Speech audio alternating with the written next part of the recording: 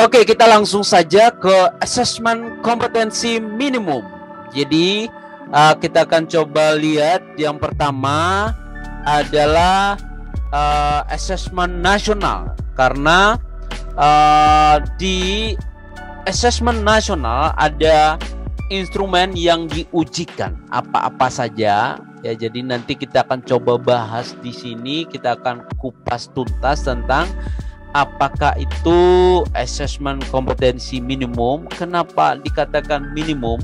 Lalu nanti kita akan coba bahas juga apa itu asesmen nasional, apa hubungannya antara asesmen nasional, asesmen kompetensi minimum, lalu ada juga survei karakter dan juga survei lingkungan belajar. Jadi melalui video ini saya akan coba mengupas tuntas ya, seluk-beluk dan seputar asesmen nasional, asesmen kompetensi minimum, dan juga survei karakter dan survei lingkungan belajar. Nah, Permendikbud nomor 43 tahun 2019, poin utama yang dibahas di sana adalah tentang ujian nasional ya. Jadi ternyata ujian nasional adalah ujian terakhir di tahun 2020 dan diganti dengan asesmen nasional atau AN ya. Jadi kita langsung saja, kita akan coba bahas yang pertama dari segi tujuan dari asesmen nasional. Apakah itu asesmen nasional? Asesmen nasional adalah program penilaian terhadap mutu setiap sekolah, madrasah, dan program kesetaraan pada jenjang dasar dan menengah. Mutu satuan pendidikan dinilai berdasarkan hasil belajar murid yang mendasar, yaitu literasi, numerasi, dan karakter, serta kualitas proses belajar mengajar dan iklim satuan pendidikan yang mendukung pembelajaran. Selanjutnya, dalam asesmen nasional ada 3 instrumen utama yang diujikan. Yang pertama adalah ada asesmen kompetensi minimum atau AKM. Dan di sini adalah yang diujikan adalah AKM literasi dan numerasi. Lalu yang kedua adalah survei karakter yang mengangkat 6 profil pelajar Pancasila. Dan yang ketiga survei lingkungan belajar, yaitu tentang kualitas belajar mengajar dan iklim satuan pendidikan. Mengapa perlu ada asesmen nasional? Asesmen nasional perlu dilakukan untuk meningkatkan mutu pendidikan. Asesmen ini dirancang untuk menghasilkan informasi akurat untuk memperbaiki kualitas belajar mengajar yang pada gilirannya akan meningkatkan hasil belajar murid. Tujuannya adalah mendorong perbaikan mutu pembelajaran dan hasil belajar peserta didik. Lalu selanjutnya kita bisa lihat tujuan dari asesmen nasional di sini adalah, jadi asesmen dilakukan untuk mendapatkan informasi ya demi kualitas pembelajaran dan meningkatkan hasil belajar peserta didik. Apakah asesmen nasional menentukan kelulusan peserta didik? Jawabannya tidak. Ya, asesmen nasional tidak menentukan kelulusan. Asesmen nasional diberikan kepada murid bukan di akhir jenjang satuan pendidikan. Asesmen nasional juga tidak digunakan untuk menilai peserta didik yang menjadi peserta asesmen. Hasil asesmen nasional tidak akan memuat skor atau nilai ya peserta didik secara individual. Dengan demikian, asesmen nasional tidak terkait dengan kelulusan peserta didik. Penilaian untuk kelulusan peserta didik merupakan kewenangan pendidik dan satuan pendidikan. Lalu siapa yang menjadi peserta asesmen nasional? Asesmen nasional akan diikuti oleh seluruh satuan pendidikan tingkat dasar dan menengah di Indonesia, termasuk satuan pendidikan kesetaraan. Pada tiap satuan pendidikan, asesmen nasional akan diikuti oleh sebagian peserta didik kelas 5, kelas 8, dan kelas 11 yang dipilih secara acak oleh Kemdikbud. Asesmen nasional juga akan diikuti oleh seluruh guru dan kepala satuan pendidikan. Informasi dari peserta didik, guru, dan kepala satuan pendidikan diharapkan memberi informasi yang lengkap tentang kualitas, proses, dan hasil belajar di setiap satuan pendidikan. Mengapa asesmen nasional hanya diikuti oleh sebagian murid? Hal ini terkait dengan tujuan dan fungsi asesmen nasional. Asesmen nasional tidak digunakan untuk menentukan kelulusan ataupun menilai prestasi murid sebagai seorang individu. Evaluasi hasil belajar setiap individu murid menjadi kewenangan pendidik. Pemerintah melalui asesmen nasional melakukan evaluasi sistem saja. Asesmen nasional merupakan cara untuk memotret dan memetakan mutu sekolah dan sistem pendidikan secara keseluruhan. Karena itu tidak semua murid perlu menjadi peserta dalam asesmen nasional. Yang diperlukan adalah informasi dari sampel yang mewakili populasi murid di setiap satuan pendidikan pada jenjang kelas yang menjadi target dari asesmen nasional. Mengapa yang menjadi sampel adalah murid kelas 5, kelas 8, dan kelas 11? Hasil asesmen nasional diharapkan menjadi dasar dilakukannya perbaikan pembelajaran. Kelas 5, kelas 8, dan kelas 11 dimaksudkan agar murid yang menjadi peserta asesmen nasional dapat merasakan perbaikan pembelajaran ketika mereka masih berada di satuan pendidikan tersebut. Selain itu, asesmen nasional juga digunakan untuk memotret dampak dari proses pembelajaran di setiap satuan pendidikan. Murid kelas 5, kelas 8, dan kelas 11 telah mengalami proses pembelajaran sehingga satuan pendidikan dapat dikatakan telah berkontribusi pada hasil belajar yang diukur dalam asesmen nasional.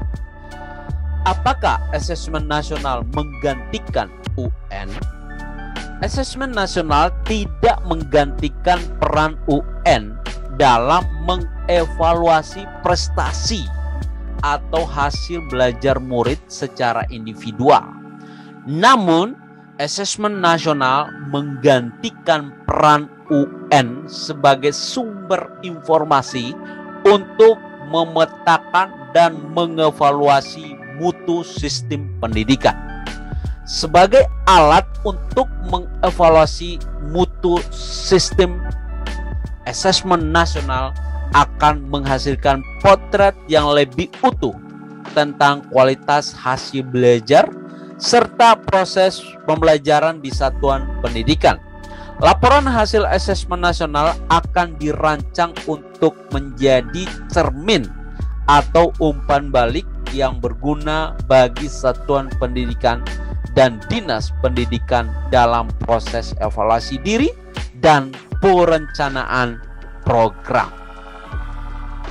Mengapa yang diukur adalah literasi dan numerasi? Asesmen nasional mengukur dua macam literasi, yaitu literasi membaca dan literasi matematika atau numerasi. Keduanya dipilih karena merupakan kemampuan atau kompetensi yang mendasar dan diperlukan oleh semua murid terlepas dari profesi dan cita-citanya di masa depan. Literasi dan numerasi juga merupakan kompetensi yang perlu dikembangkan secara lintas mata pelajaran. Kemampuan membaca yang diukur melalui AKM literasi sebaiknya dikembangkan tidak hanya melalui pembelajaran bahasa Indonesia, tapi juga pelajaran agama, IPA, dan pelajaran lainnya. Kemampuan berpikir logis, sistematis yang diukur melalui AKM numerasi juga sebaiknya dikembangkan melalui berbagai pelajaran dengan mengukur literasi dan numerasi. Asesmen nasional mendorong guru semua mata pelajaran untuk berfokus pada pengembangan kompetensi membaca dan berpikir logis sistematis. Mengapa asesmen nasional juga mengukur karakter murid? Asesmen nasional bertujuan tidak hanya memotret hasil belajar kognitif murid, namun juga memotret hasil belajar sosial emosional. Asesmen nasional diharapkan dapat memotret sikap, nilai, keyakinan, serta perilaku yang dapat memprediksi tindakan dan kinerja murid di berbagai konteks yang relevan. Hal ini penting untuk menyampaikan pesan bahwa proses belajar mengajar harus mengembangkan potensi murid secara utuh, baik kognitif maupun non-kognitif. Bagaimana kaitan antara asesmen nasional dengan kurikulum?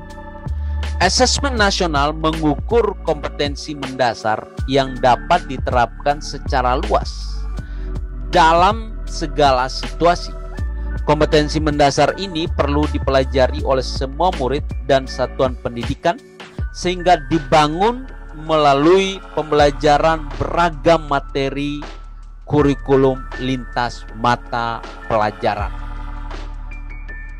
Target assessment yang sekedar mengukur penguasaan murid akan konten atau materi kurikulum menjadi tidak relevan karena di era informasi saat ini pengetahuan faktual semakin mudah diperoleh karena diakses oleh hampir setiap orang. Sekedar mengetahui menjadi tidak cukup dan kurang relevan. Asesmen nasional berfokus mengukur pada kemampuan murid untuk menggunakan dan mengevaluasi pengetahuan yang diperoleh dari beragam materi kurikulum untuk merumuskan serta menyelesaikan masalah. Asesmen nasional menggeser fokus dari keluasan pengetahuan menuju kedalaman kompetensi dari kurikulum. Yang kedua, tadi adalah tujuannya. Kemudian bagian yang kedua adalah instrumen dari asesmen nasional. Nah, AKM dan UN ya. Coba kita lihat AKM atau Asesmen Nasional dengan bedanya dengan UN. Ini perbedaannya nih ya, perbedaan AKM dengan UN. Jadi perbedaan instrumen AKM dengan UN dijelaskan pada tabel berikut. Jadi di sini kita bisa melihat, jadi ada kalau di jenjang penilaiannya itu adalah kalau UN di sini mulai SMP, MTS atau paket B, SMA, MA paket C, dan SMK sederajat. Nah, untuk AKM-nya atau survei dan survei karakternya dimulai dari SD, kemudian paket A, SMP, MTS paket B, SMA, MA paket C, dan SMK sederajat. Level pesertanya di sini kalau di UN-nya adalah kelas akhir, Kalau di AKM itu kelas 5, kelas 8 dan kelas 11. Kemudian subjek pesertanya ini sensus murid kelas akhir itu di UN. Tapi kalau di AKM-nya ada sensus satuan pendidikan dengan sampel murid saja. Tapi kalau yang ini adalah sensus murid kelas akhir.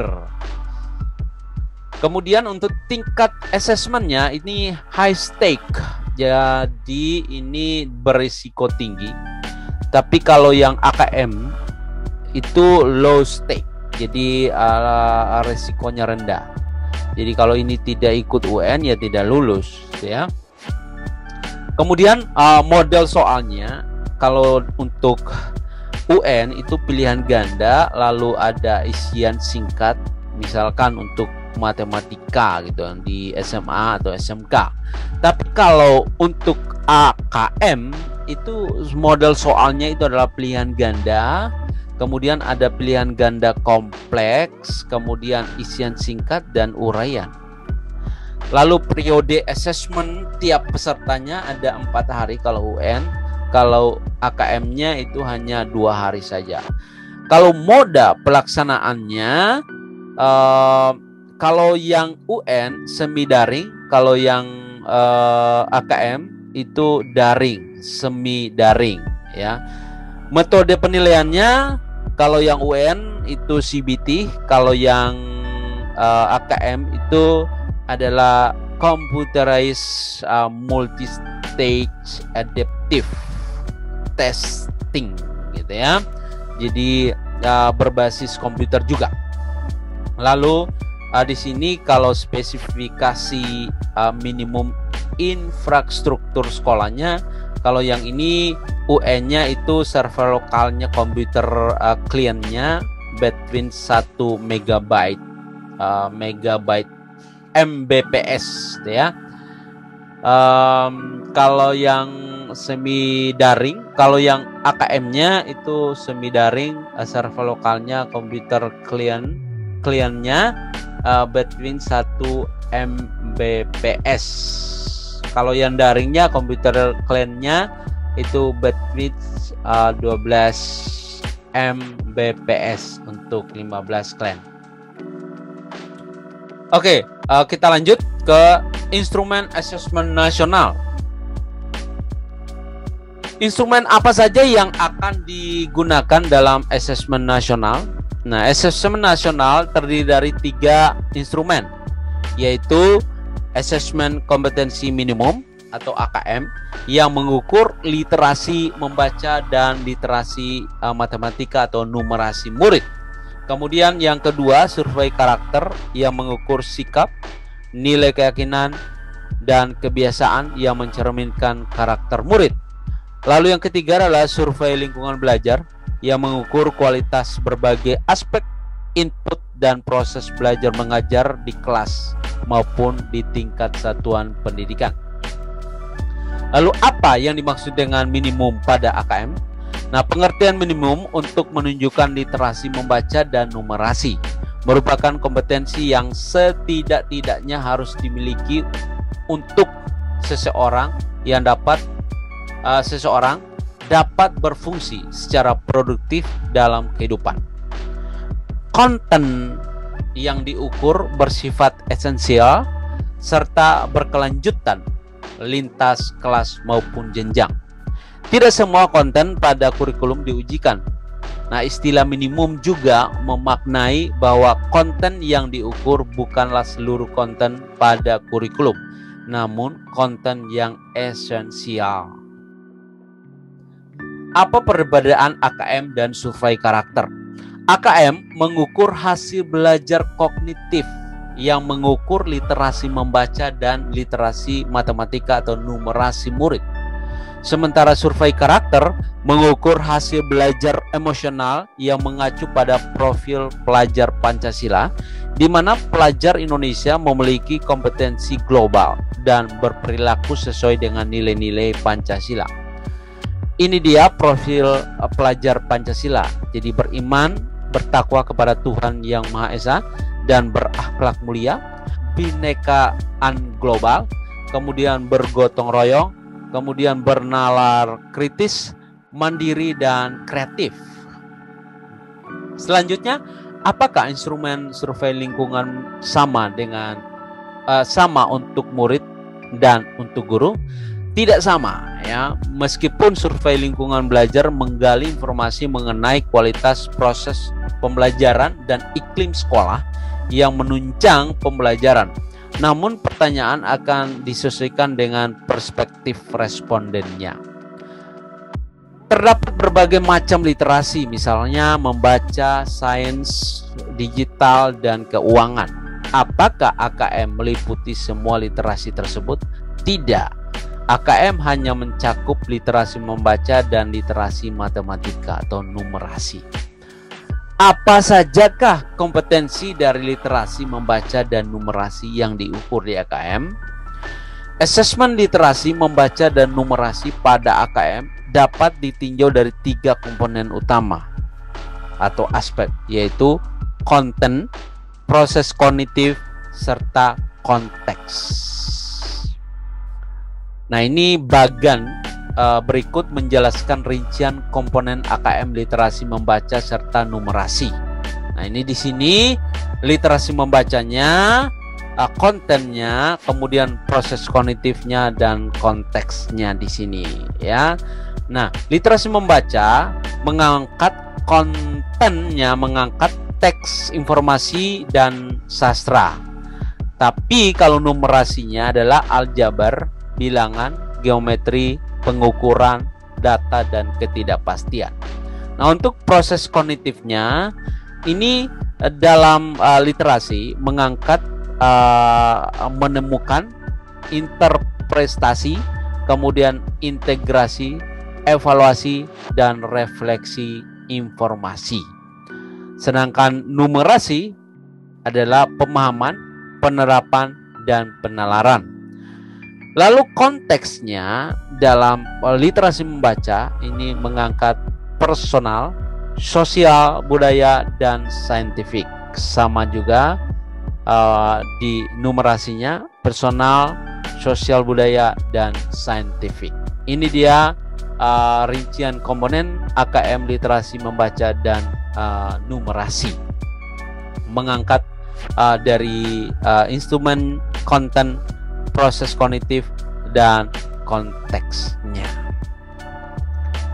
Soal dan kisi-kisi ya, bentuk dan kisi-kisinya. Bagaimana bentuk soal asesmen nasional? Nah, bentuk soal asesmen nasional terdiri dari pilihan ganda kompleks, menjodohkan, isian singkat, dan uraian. Pilihan ganda di sini adalah murid hanya dapat memilih satu jawaban benar dalam satu soal. Pilihan ganda kompleks maksudnya adalah murid dapat memilih lebih dari satu jawaban benar dalam satu soal. Menjodohkan, murid menjawab dengan cara menarik garis dari satu titik ke titik lainnya yang merupakan pasangan pertanyaan dengan jawabannya. Lalu isian singkat, murid dapat menjawab berupa bilangan, kata untuk menyebut nama benda, tempat, atau jawaban pasti lainnya. Lalu uraian, murid menjawab soal berupa kalimat-kalimat untuk menjelaskan jawabannya. Berapa banyak soalnya akan dikerjakan murid saat AKM? Nah, murid kelas 5 akan mengerjakan 30 soal untuk masing-masing literasi membaca dan numerasi. Sedangkan murid kelas 8 dan kelas 11 akan mengerjakan 36 soal. Apakah murid memperoleh soal setara dengan murid lainnya? AKM dilaksanakan secara adaptif, sehingga setiap murid akan menempuh soal yang sesuai dengan kemampuan murid itu sendiri. Apakah soal AKM untuk peminatan IPA, IPS, bahasa, dan agama berbeda? Apakah seperti soal UN pembagian porsinya? Ini tidak ya. AKM mengukur kompetensi mendasar yang perlu dipelajari semua murid tanpa membedakan peminatannya. Oleh karena itu, seluruh murid akan mendapatkan soal yang mengukur kompetensi yang sama. Keunikan konteks, beragam materi kurikulum, lintas mata pelajaran, dan peminatan tercermin dalam ragam stimulus soal-soal AKM. Apakah ada contoh-contoh soal latihan AKM yang disediakan secara khusus? Iya, ya, Pusmenjar menyediakan contoh soal AKM pada laman ini. Jadi silakan masuk ke laman ini, ya. Jadi di pusmenjar.kemdikbud.go.id AKM. Jadi di sini silakan. Jadi di sini ada contoh soal-soalnya. Lalu adakah semacam kisi-kisi untuk mengikuti asesmen nasional? Kapan dan di mana kami dapat memperolehnya? Tidak ada kisi-kisi, ya. AKM disusun berdasarkan indikator-indikator kompetensi yang membentuk lintas kompetensi hasil belajar yang bersifat kontinu. Pusmenjar menyediakan contoh soal AKM untuk setiap indikator kompetensi pada laman yang tadi, ya, di sini. pusmenjar.kemdikbud.go.id. Lalu perangkat dan infrastrukturnya. Nah, sini apa saja perangkat yang dapat digunakan untuk tes ini. Jadi ada tes semi daring, ya. Jadi di sini, nah, inilah perangkat-perangkatnya. Ini operator sekolah ini tahu nih, ya. Jadi silakan bagi operator sekolah coba perhatikan, lihat apa saja perangkat yang perlu disiapkan di sini, ya. Kalau PC, ya, ini yang bukan laptop gitu, ya, server lokalnya. Kemudian prosesornya harus 4 core minimalnya di sini, ya. Jadi 64 bit, RAM-nya 16 GB. Kalau hard disk-nya 250 GB. Nah, ini nanti silakan dipelajari lalu disiapkan di sekolahnya. Kemudian untuk komputer kliennya, PC atau laptop, ya, minimal monitor 11 inch, prosesor minimal single core di sini, ya, RAM-nya 512 MB dan lain-lain. Lalu selanjutnya kita akan coba melihat sarana dan prasarananya. Apakah pemerintah sudah menyediakan sarana dan prasarana untuk mendukung terselenggaranya AKM? Sarana prasarana dapat disiapkan oleh sekolah, salah satunya melalui bantuan pemerintah. Cara lainnya adalah menumpang di satuan pendidikan terdekat atau meminjam komputer dari orang tua, instansi lain, atau pihak lain. Lalu pelaksanaannya nih, ya, pelaksanaannya pesertanya. Nah, peserta asesmen nasional adalah seluruh satuan pendidikan yang terdiri atas kepala sekolah, seluruh guru dan murid yang dipilih secara acak oleh Kemdikbud, yaitu mulai dari jenjang SD, MI paket A kelas 5 maksimal 30 murid, jenjang SMP MTS paket B kelas 8, SMA MA paket C kelas 11, SMK juga maksimal 45 murid setiap satuan pendidikan. Lalu siapa saja yang mengikuti AKM? Nah, peserta AKM adalah semua murid yang menjadi responden asesmen nasional, guru maupun kepala sekolah. Apakah asesmen nasional wajib diikuti oleh seluruh satuan pendidikan di seluruh Indonesia?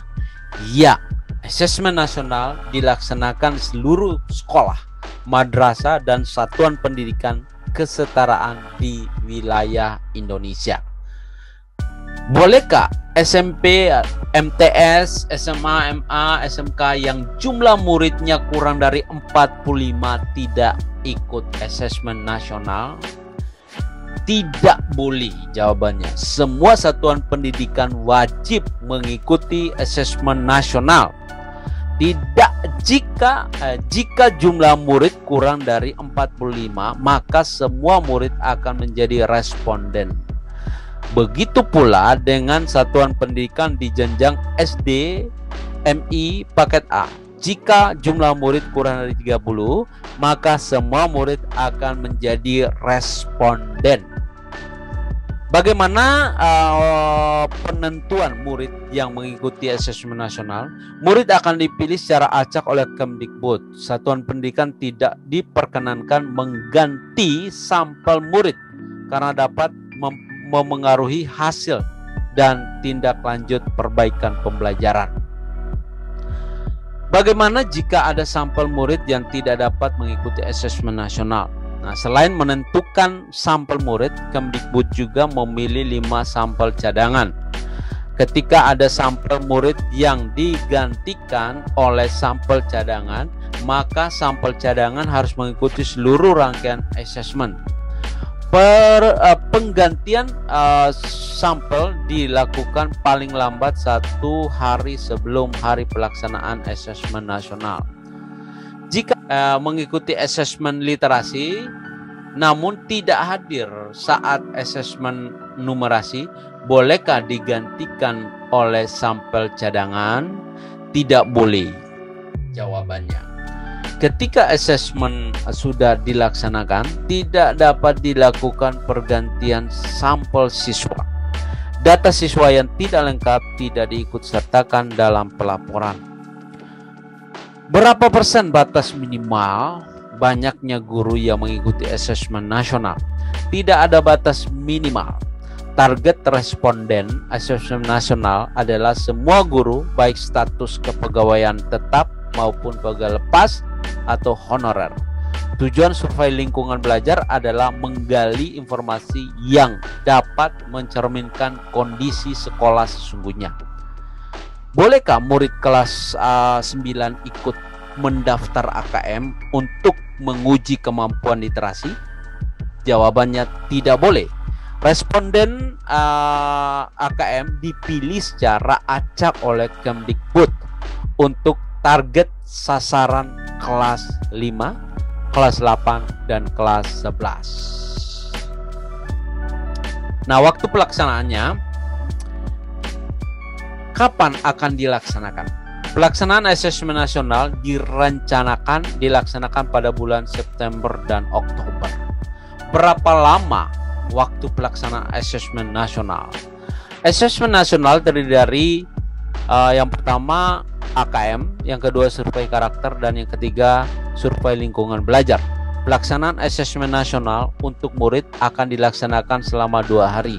Hari pertama untuk asesmen literasi membaca dan survei karakter, sedangkan hari kedua untuk asesmen numerasi dan survei lingkungan belajar.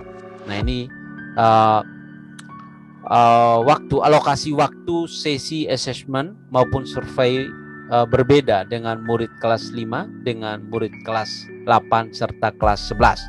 Alokasi waktu asesmen dapat dilihat pada tabel berikut. Jadi ada hari pertama di sini, hari kedua ya untuk SD, SMP. Di sini ada 75 menit, di sini ada 90 menit. 75 menit, 90 menit untuk hari keduanya. Lalu untuk mengisi atau survei karakternya di sini 20 menit. Kalau yang untuk SMP SMA 30 menit, sama juga untuk hari keduanya. Lalu berapa lama waktu pelaksanaan asesmen nasional? Nah, pelaksanaan survei lingkungan belajar untuk kepala satuan pendidikan dan guru lebih fleksibel dan diberikan alokasi waktu melengkapi semua pertanyaan selama 4 hari pelaksanaan asesmen nasional sesuai jadwal yang ditentukan. Pengerjaan angket oleh kepala satuan pendidikan maupun guru dilakukan secara daring tanpa pengawasan. Bagaimana bila terdapat guru yang tidak mengikuti survei lingkungan belajar? Nah, Kemdikbud memberikan alokasi waktu 4 hari selama pelaksanaan asesmen nasional di satuan pendidikan untuk guru dan kepala satuan pendidikan mengisi survei lingkungan belajar. Diharapkan dalam tenggat waktu tersebut. Bisakah guru melakukan asesmen nasional survei lingkungan belajar dari rumah? Iya. Jawabannya, pengisian survei lingkungan belajar secara daring dapat dilakukan dari mana saja sepanjang terdapat akses internet. Bagaimana pihak sekolah atau madrasah menyiapkan murid untuk menghadapi AKM? AKM mengukur kompetensi kecakapan hidup yang merupakan hasil belajar murid lintas beragam mata pelajaran. Oleh karena itu, keberhasilan di AKM tidak melalui proses drilling, soal-soal. Satuan pendidikan diharapkan mewujudkan proses pembelajaran yang mendorong terbangunnya kompetensi serta karakter murid. Lalu yang keempat adalah tindak lanjut. Dari hasil itu, bagaimana cara AKM memotret kemajuan proses belajar? Laporan AKM akan memberikan potret level kompetensi murid di setiap satuan pendidikan pada literasi membaca dan numerasi.